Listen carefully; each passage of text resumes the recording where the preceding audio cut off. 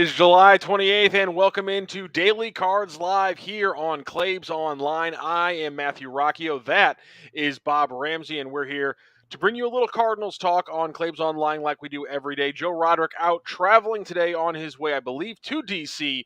for the Cardinals and Nationals series that starts tomorrow. So I am in today, and obviously Rammer in here almost every day. Rammer, how are you doing today?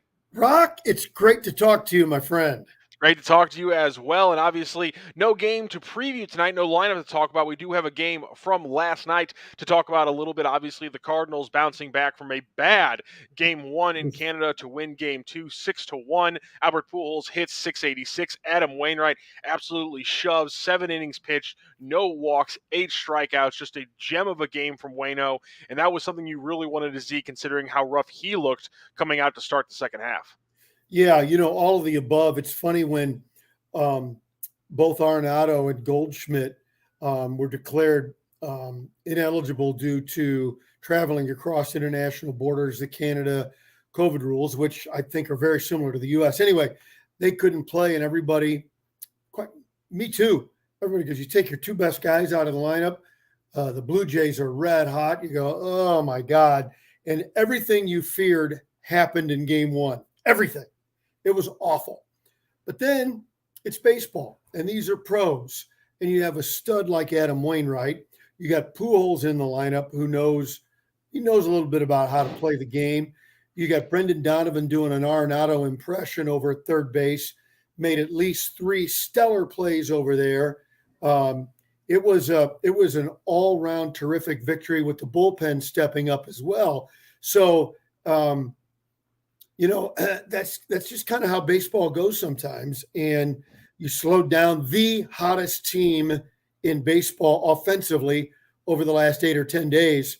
And you gain a split. And even before you knew about Arenado and Goldschmidt, if you say, hey, Blue Jays are red hot, see if we can get a split in Toronto, everybody goes, yeah, let's see if we can get a split and get out of there. That's how it ended up. Yeah, and not to minimize, another clean outing from Ryan Helsley, Giovanni Gallegos. Right now, at any point that he's looking like a May Giovanni Gallegos, I'm happy, and I'm kind of marking that moment because I think it's not insignificant. But obviously Albert Pujols having a big game. It's just his second 3-hit game of the season. His first one was the second game of the season. It's just his third 3 RBI or more game of the season. He's got 2 with 3 and 1 with 4. So to see him put together kind of the stretch he's been on here in July has been nice. Yeah. To kind of be the negative guy when it comes to that.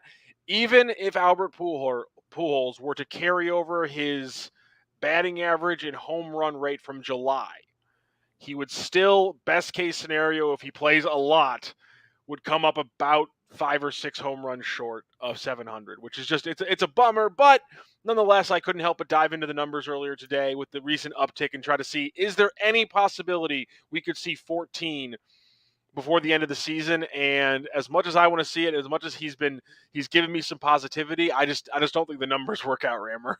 Well, no, you don't think he's a 40 home run guy, and that'd be the pace he'd have to be on. However, remember, even early in the month, you're still wondering if you would ever want to use him against right-handed pitchers. And I was one of the big proponents. You think the numbers don't lie, but in July, Pujols has turned it around. He's hitting everybody right now. And I think it's imperative on Ollie Marmol to, you got to play him. You got to ride it out. And then if there's some moments where he looks a little tired or whatever, and, maybe you make some adjustments. But right now, to me, Dickerson, you're just on the bench. You're a pinch hitter. Yeah. And that's we got to play with one of the greatest hitters of all time. I mean, you just got to do it. And it's not, it sounds insignificant when you say the numbers, but I'll give the full context. Pujols has raised his batting average against righties by about 20 points in the month of July. Now, that's raising it from 170 to 190, but nonetheless, he's hitting better against righties in the month of July, and that's been part of the reason why they've been able to play him more often, while we've seen more at-bats, why we've seen just a better month from him overall. Anytime you get to see him launch one, 430 feet, it's going to be fun, though. I mean, that thing just took off. So obviously a great crazy. overall game for the Cardinals. They have a 3-game series coming up in Washington, and that's all there really is to talk about when it comes to the Washington Nationals and the St. Louis Cardinals. That You just a think? nice little tidy 3-game series coming up, and that's it. I'm just wondering if Sunday night when the Cardinals fly back, they have some extra luggage on the plane. Well, with that said, I mean, I think it's time for Whoa! really what I just think is one of the best pieces of graphics ever made. I'm gonna have to move my head a little bit so that the magic that was the Joe Roderick produced graphic that you see now. Let's get a little Soto watch 2022. Cardinals and Nationals about to face off. The big news in the Soto discussion in the last 24 hours has to be that the GM of the Nationals, whose name I had 2 seconds ago and I'm blanking of now, Rizzo.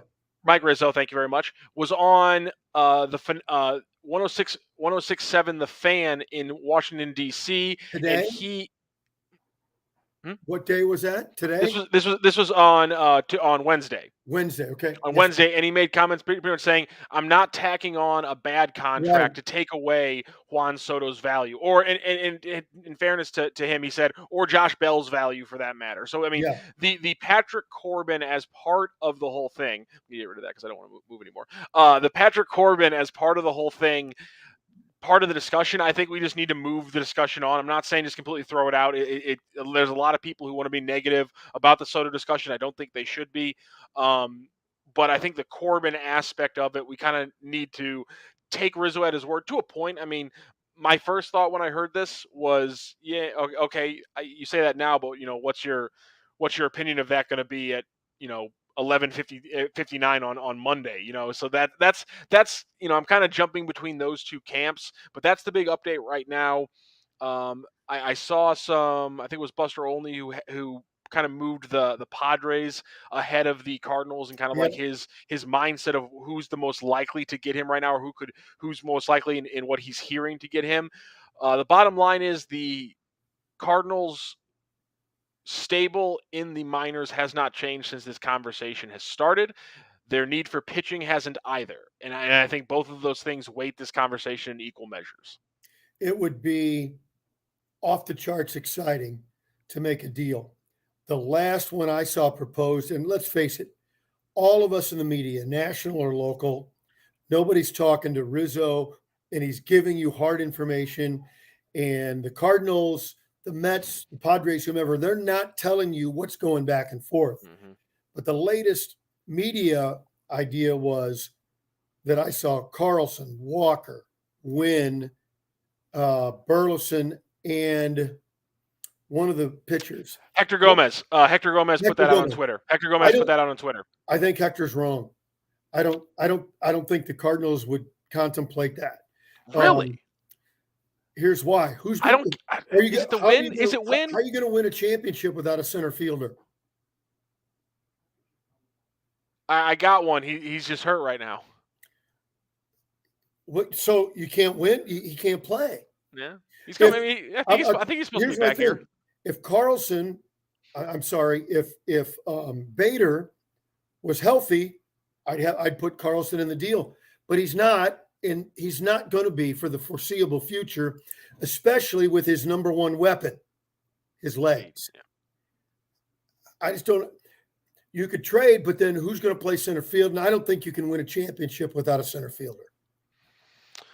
Yeah, I mean Carlson's defense has been, I think, a huge part of July that we've talked about at times, but really I think it's just gone unspoken of in the larger scheme because of the Cardinals' troubles and now the trade deadline being the main topic. Carlson's defense in center field has really blown me away, and kudos to our man Mike Claiborne who really called that. He goes, the thing it's going to jump out to you is that Carlson is going to play the living daylights out of that center field spot, and every single game that has been absolutely true. So that's a fair point. I think I'm still of the mind that with the way this offense gets and the way this offense has looked when it's gotten hot, and if Tommy Edman and Brendan Donovan and heck, even if a Nolan Gorman is contributing as a DH, if that offense can hit that stride for a month during the playoffs, then if you have a Luis Castillo, are you with that formula?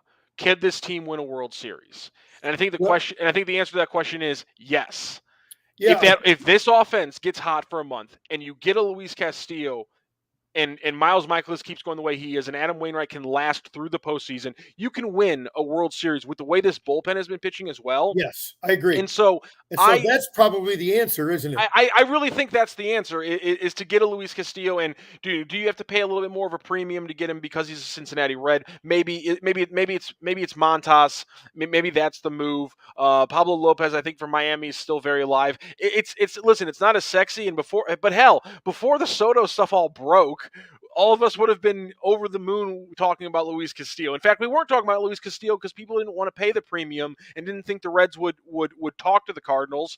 And now the conversation is that they probably would, and you might have to pay a little bit extra. But I think at this point, you get a number two guy in the playoffs, then you're building a formula of how you can win in Major League Baseball now. Yeah, Soto would be fun, but there's got to be pitching somewhere. yes, you're And right.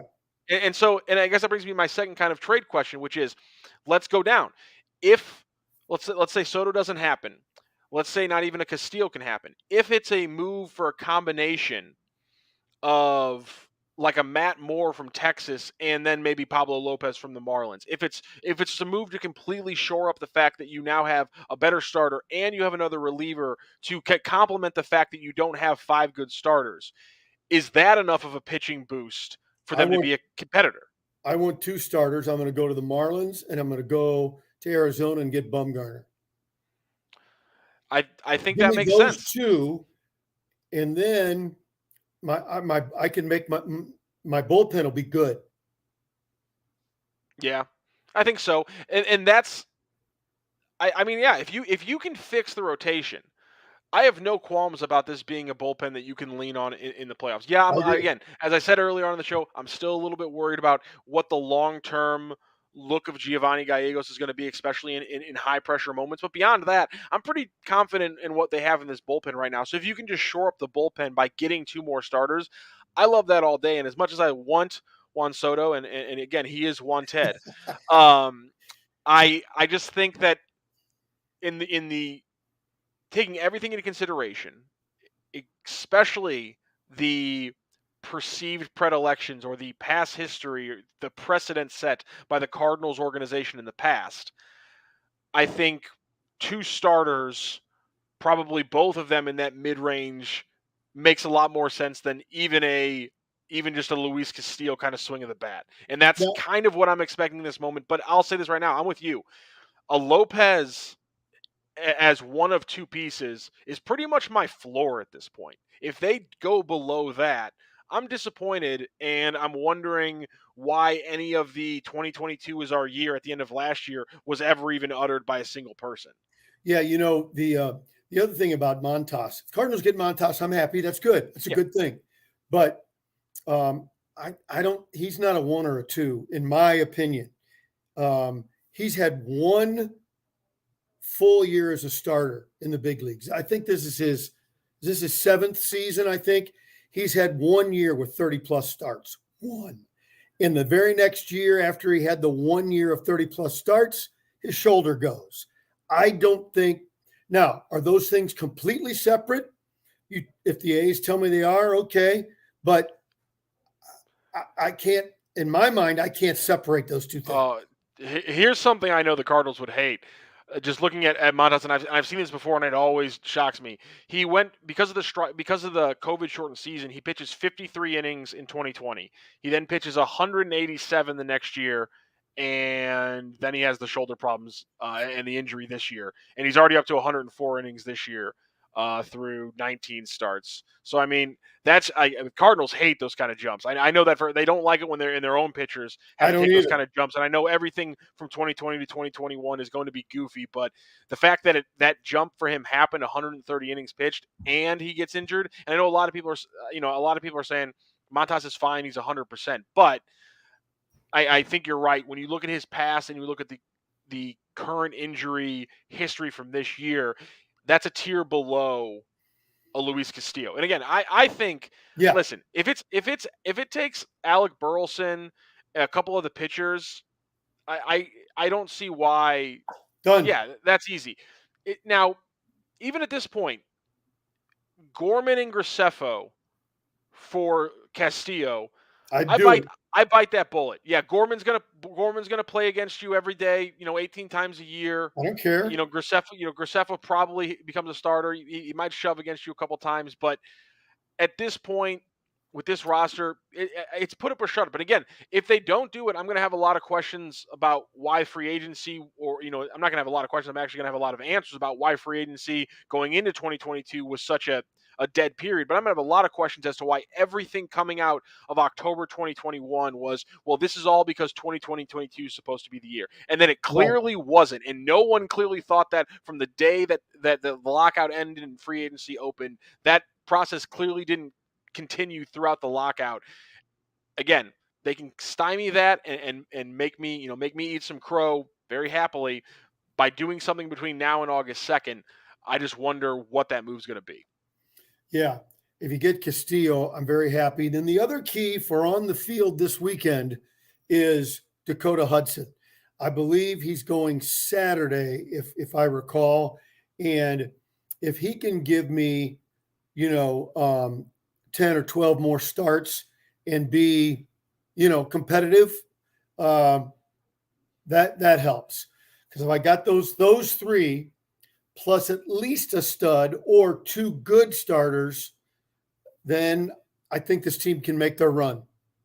Well, as Rammer said it before we send you off for the weekend, or at least till tomorrow, it's going to be Miles Michaelis and Annabelle Sanchez tomorrow. Dakota Hudson on Saturday. He'll face off against Eric Fetty for the Nationals. And then Paulo Espino, the righty, is the Nationals pitcher in Game 3 against Andre Palante. So there's your starters for this 3-game series against the Nationals. We'll have more Daily Cards live tomorrow on Friday. For Bob Ramsey, I'm Matt Rocc for our wonderful sponsors, Munganass St. Louis and Royal Banks of Missouri. This has been Daily Cards Live. Rammer, we'll talk to you tomorrow. You have a great rest of your day. See you, buddy. From our roots in St. Louis, Royal Banks of Missouri is branching out to continue serving you with our locations in St. Charles, Jerseyville, Granite City, and now in Hannibal, Center, and New London. Royal Banks of Missouri, the community bank in your community.